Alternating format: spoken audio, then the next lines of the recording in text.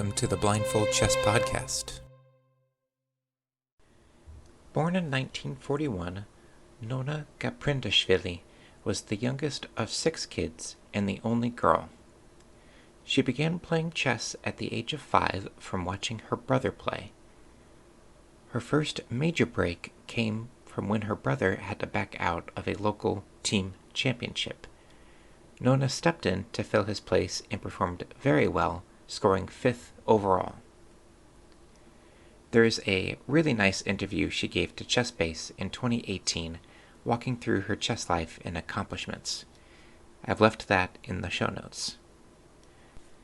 Vakhtang Karseladze, one of Georgia's top chess trainers of the time, noticed her play and offered to properly train her starting in 1954. 2 years later, in 1956, at the age of 14, Gaprindashvili won the Women's Soviet Union Championship. 5 years later was the start of Nona's absolute dominance on the world stage. She won the 1961 Candidates Tournament, a full 2 points ahead of the 17-person field, which qualified her to play in the 1962 Women's World Championship against Elisaveta Bykova. Gaprindashvili crushed her in a 9-2 match score. Her victory at the World Championship stage was seen as the beginning of a women's chess revolution in Georgia, and some would go as far as an intellectual revolution for Georgian women. She went on to defend her title in 1965 against Alla Solomonova Kushner, winning 8.5 to 4.5. In 1969, she won a rematch against Kushner with the same 8.5 to 4.5 score. In 1972, she won a close rematch against Kushner, winning 8.5 to 7.5. In 1975, she won against fellow Georgian Nana Alexandra 8.5 to 3.5. In 1978, she was finally dethroned by the then 17-year-old and 20-year younger Maya Chessbase, ending her 16-year reign as the women's world champion. 1978 was a busy year for Nona. She participated in the Lone Pine International Tournament, scoring well enough to be the first woman to ever earn a norm for the title of Grandmaster. At a meeting by the FIDE Congress in 1978, Gaprindashvili was awarded the Grandmaster title. She has said her tournament performance at Lone Pine and earning her Grandmaster title were her greatest chess achievements. Outside of world champion dominance, Gaprindashvili has participated in 12 different women's chess Olympiads from 1963 to 1992, winning 25 medals, including 11 team gold medals and 9 individual gold medals. She was also a 5-time winner of the USSR Women's Championship from 1964 to 1985. The Tbilisi Chess Palace was dedicated to her. A statue is erected in Zagudi, Georgia, and she was elected to the World Chess Hall of Fame in St. Louis, Missouri in 2013. And she is still actively playing.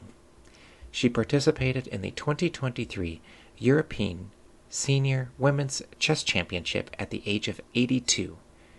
She has won the senior tournament 7 times, with her most recent being in 2022 in the 65 and older age division. Gaprindashvili not only was the first woman to win the Grandmaster title, dominate the Women's World Championship for 16 years through 5 different cycles, play in 12 Olympiads, and win 7 different senior championships, but she has been a role model that many have looked up to by causing women to get into the game, being an active voice in politics, and earning the Presidential Order of Excellence by the Georgian president. There is so much that we can learn from players like her. This week, we are traveling back to 1963 to the 9th Soviet Team Championship. Nona Gaprindashvili versus Elisaveta Guseva. Now, if we're ready, let's begin. 1. Pawn to e4. Pawn to c5. 2. Knight f3. Pawn to d6. 3. Pawn to d4. Pawn c captures d4. 4. Knight captures d4. Knight f6. 5. Knight c3. Pawn to g6. With the pawn move g6, we are entering Sicilian dragon territory that is usually characterized by opposite side castling and both sides throwing everything they have at the opponent with little regard for their own king's safety.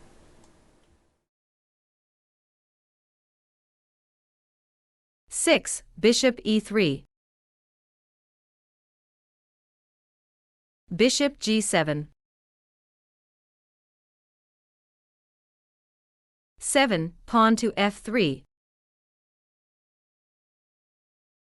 Kingside castle. 8. Bishop c4.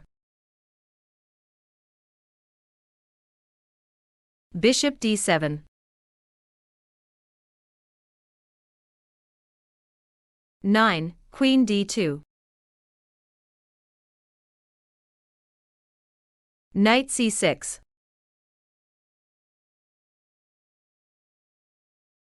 10. Queenside castle. Rook b8.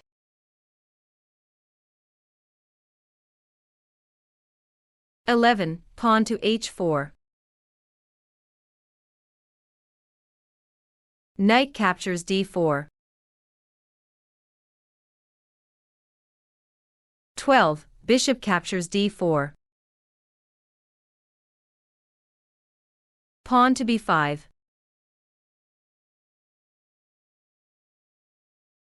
13. Bishop e2. Queen f5.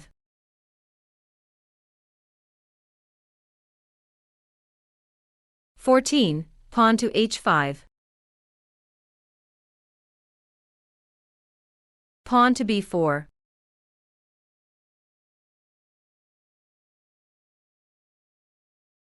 This is part of the idea of both sides attacking at the same time. If you're white, your knight is being challenged on c3. That knight is defending a2. Would you crack into black's kingside with pawn h captures g6? Or would you move your knight to d5? And why is that?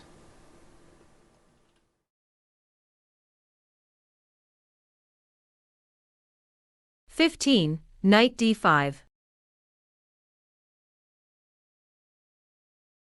Knight captures d5.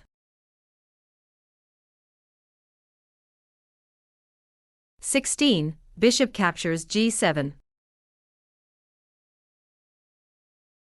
Knight c3.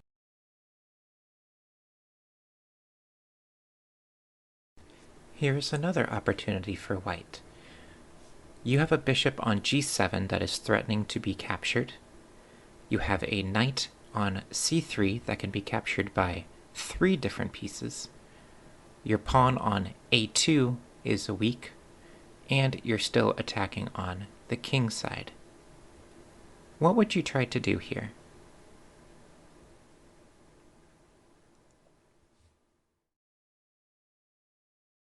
"17. Queen h6. Knight captures e2 check.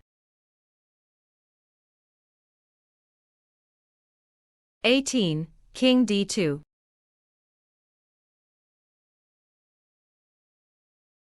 Pawn to b3 check.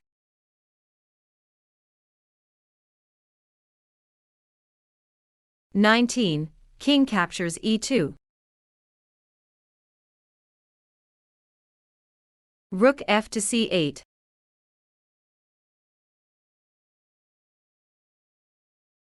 On the surface, this makes sense from black. You are moving the rook into the game, removing it away from possibly getting captured, and adding more pressure to the white king. However, this is the fatal move from black. If you are white, what is your idea here?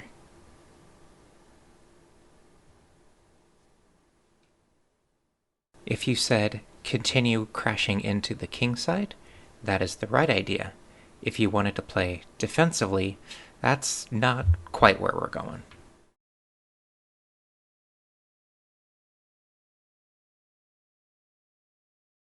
(20) Pawn h captures g6.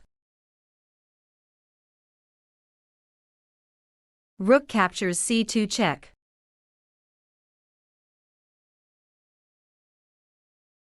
21, King e3.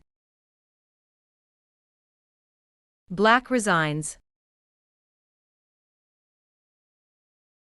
Even though white's king is in the middle of the board, black is the one that resigns here. After white were to play bishop on g7, back to d4, it attacks the queen. It threatens checkmate on g7 for white. White is also threatening h7 checkmate ideas. And black has no other good checks. I love these types of Sicilian positions where pieces are just flying all over the board. As Nona gets older, I hope we can continue to see more games like this from her in the future. So that is all that we have for this week.